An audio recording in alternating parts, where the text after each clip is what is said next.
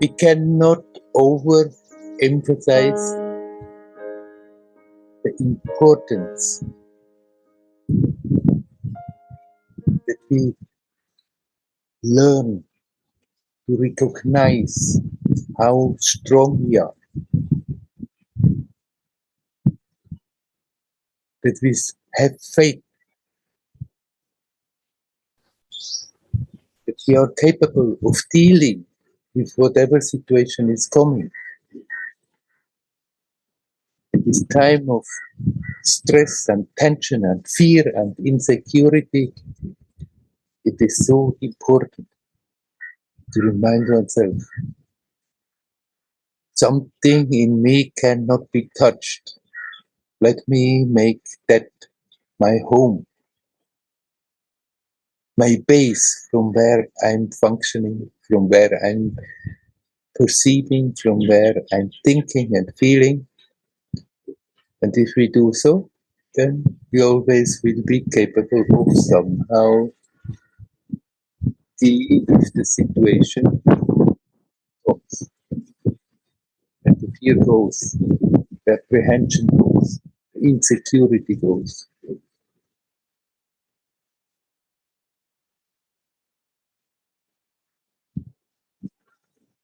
The more we remind ourselves, the stronger we become.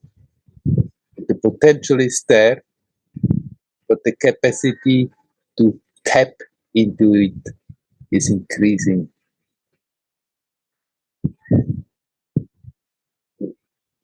That presence, that sense of presence, that is always there, that is first, no matter what is happening, there is at the base that sense of presence that is not touched.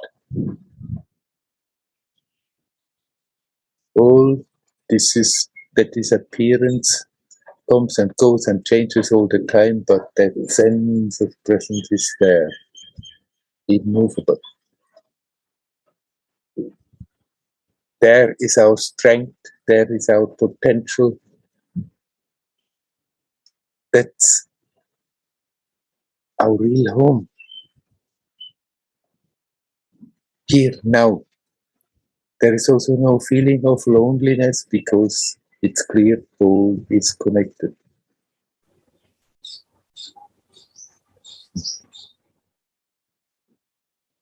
When I'm talking to people, when I'm communicating with people from far, I see so much insecurity. That's why I'm emphasizing again, it's so important in this time, especially in this time, to bring the attention back to that sense of presence, become aware how untouchable it is, and develop that faith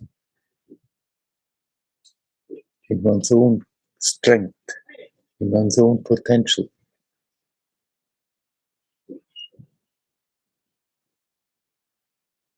If we are aware that there is that aspect where we really are at home, that cannot be touched, there is no need of fear, there is no need of apprehension, there is no need of insecurity.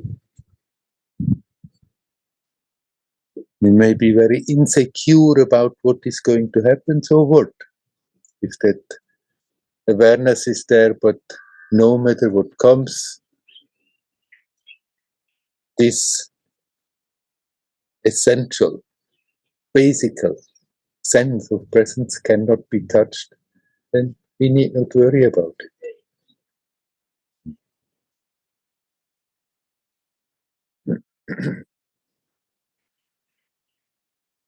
It's a strange time. It's a powerful time, but it's also a great opportunity, especially because there are so strong energies loose working that we can make use of that intensity to just with simply reminding ourselves again and again, go very deep, go very far. It's a strange time, but it's at the same time a great opportunity. Let's make use of it to the fullest. Not become again tense about that. Oh, I have to make use of it, and new worry that maybe I'm not making properly use of it. But no, just remember, it's good to remind myself. When I see how I'm getting absorbed into the little things that are happening, when I see how I'm getting absorbed in apprehension about how things are going to turn out, what's going to happen in my personal life, what's going to happen in the world, instead of feeding these worries, that we remind ourselves, come on, bring the attention back home, here, now. Dive in that sense of presence and relax. And then we can go about the whole story playfully, even now, no matter what is happening.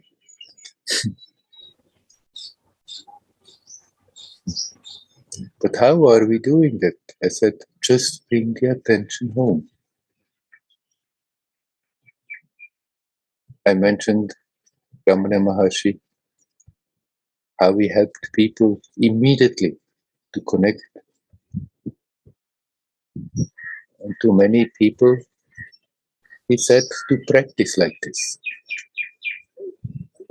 When the mind is going out asking, who is thinking? Not as an intellectual question, simply to catch the attention and bring it back home to that pure I. I. Who am I? I am.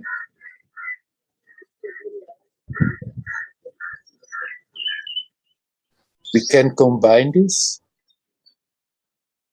with breathing consciously. It's very subtle to just, with the simple thought, to turn the attention and then stay. The tendency of the mind is to immediately start thinking again, maybe start to argue about what I'm doing and not doing. Is it good? Is it not good? Am I doing it right? Am I not doing it right? So we can also combine it with consciously breathing. Breathe in with the question, but who is thinking? Without I. But who? Without I. I am.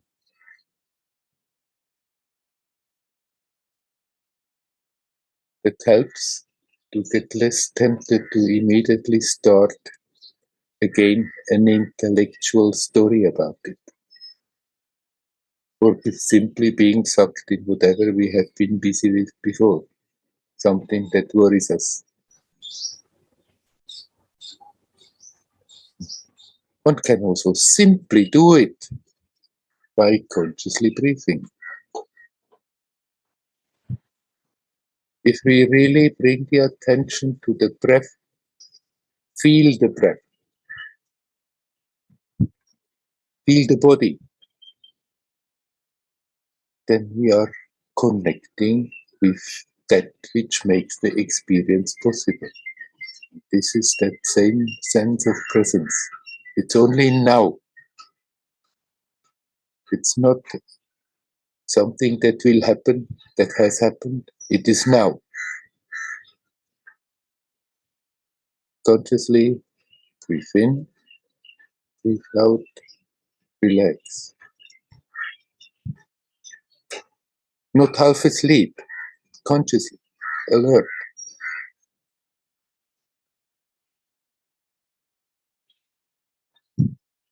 It's basically so simple to catch the attention and bring it back home.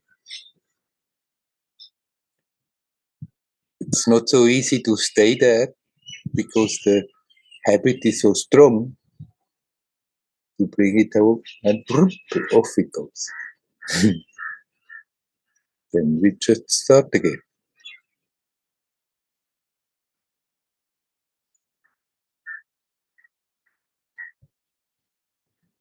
Mantra japa is also a very good way to quieten the mind, to help to detach from the worries.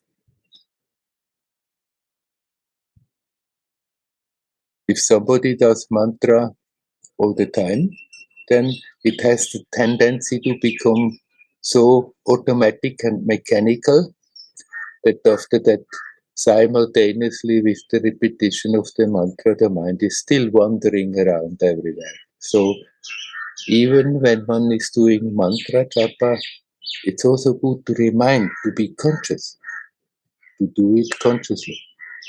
But if one does mantra japa consciously, it's certainly also a very valid way to bring the attention back to that essence.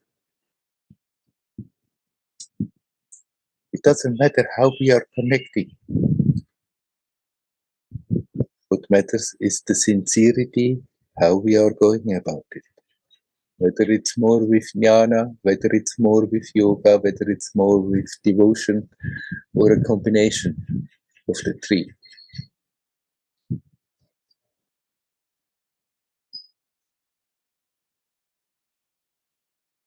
It's worth the trouble. This is really the one job that is most beneficial to do. People often are insecure. What should I do? Should I do this? Should I do that? How can I be somehow useful in the world? How can I choose my life that it is really fulfilling? All these external choices, they come second. The one job that is the most important is really to learn to catch our attention and bring it back, consciously connect, learn to get rooted in that, make that our base.